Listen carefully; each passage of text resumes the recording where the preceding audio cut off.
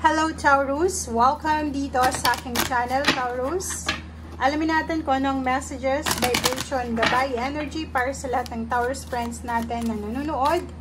Kung bago kayo sa channel ko, please huwag niyong kakalimutan na like and share. Subscribe ang ating channel. Okay, Taurus. Wow! Ito yung challenges mo. 3 of spade and then 8 of Pentacles. Okay, Taurus. Tingnan natin. Okay, para yan sa Taurus. I hope na mag-resonate dito sa inyo, guys.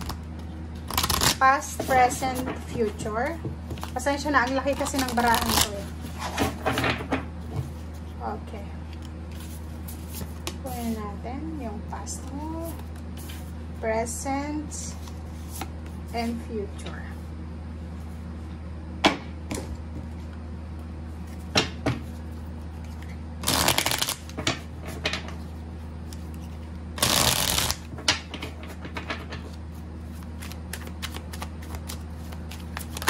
Okay.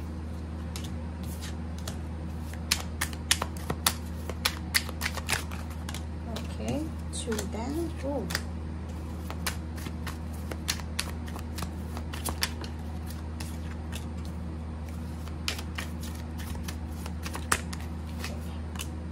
Okay guys, dala-dalawa yung lumabas sa'yo, Taurus.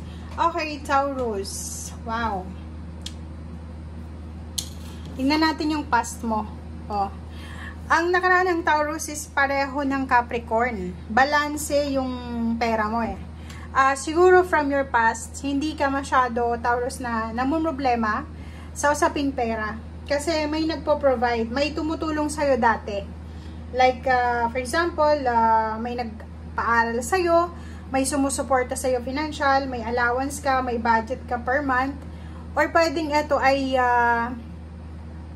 maraming blessings ka na natanggap sa iyong nakaraan, okay? Pwedeng yung iba sa inyo dyan, nakabayad kayo ng utang, or yun na nga, nakapag-share din kayo ng blessings nyo, so balance yung pera nyo sa past, okay?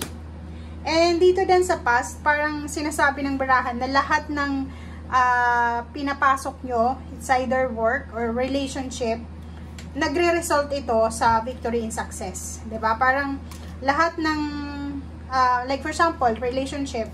Kung may relationship ka sa nakaraan, maayos mo itong natatapos. Or hindi ka, for example, sa nakaraan, hindi ka gumagawa ng hakbang na hindi mo alam yung ending. So, parang sa nakaraan, mas masaya ka kaysa sa kasalukuyan. Diba? Parang yung nakaraan mo is sobrang, easy go lucky ka. May mga challenges ka, pero hindi ka masyadong namumroblema siguro sa pera. Namumroblema ka lang siguro sa or may freedom ka sa nakaraan. Yun yung sinasabi ng baraha. Pwedeng sobrang na-enjoy mo siguro yung childhood mo or yung teenager life mo. Or parang sinasabi sa'yo dito na marami kang nakuha. Marami kang nakuha sa nakaraan. Okay? And yung current situation mo is nasa Knight of Pentacles ka. So dito, parang wala na yung nakaraan sa'yo, 'di ba? Like, kung dati ay may tumutulong sa'yo, Taurus, financially or emotionally, ngayon is parang wala na. So, nakikita natin dito na ano man itong gagawin mo sa kasalukuyan, kailangan mo itong gawin wholeheartedly.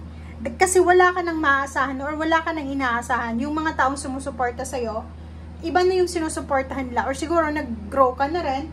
So, ibang tao na yung kasama mo siya ngayon. Parang ganon. So, dito, sinasabi ng baraha sa'yo na sa kasalukuyan, kailangan mong planuhin ng maayos yung mga actions na gagawin mo. Huwag kang gagawa daw ng actions na hindi mo pinagpaplanuhan.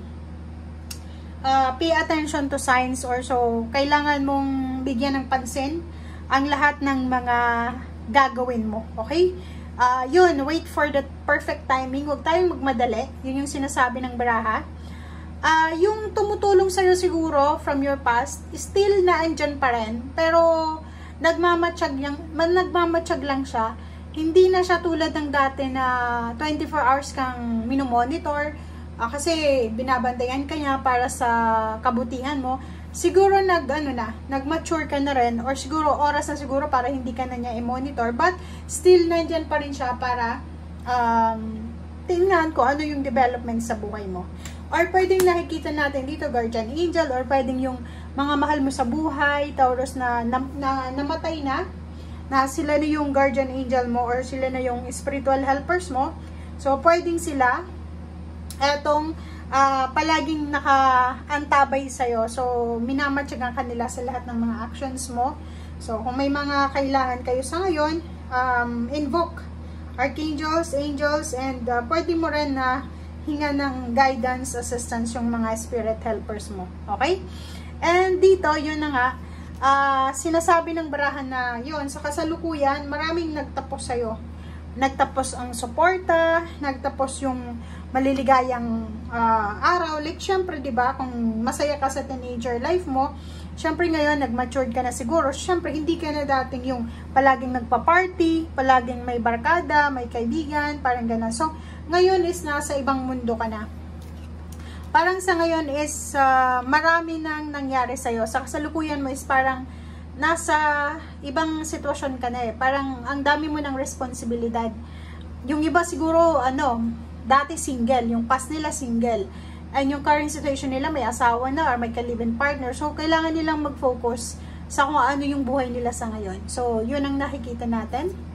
And yung future mo is Queen of Cups. Ang ganda. So, but ang ganda na ito kasi sinasabi ng baraha sa'yo, Taurus, na huwag kang mag-alala.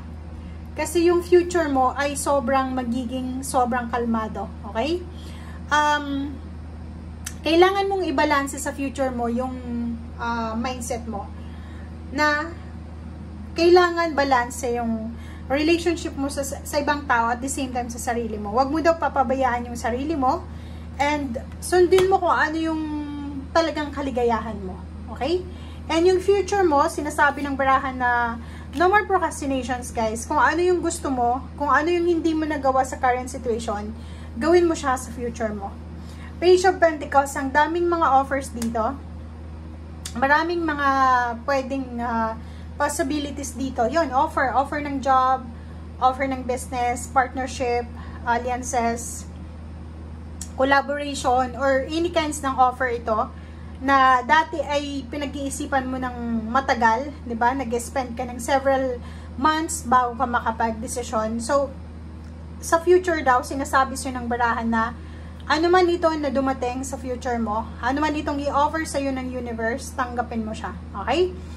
And yung challenges mo dito, yun, ang challenges mo is parang iniisip mo na ang tagal dumating ng swerte mo.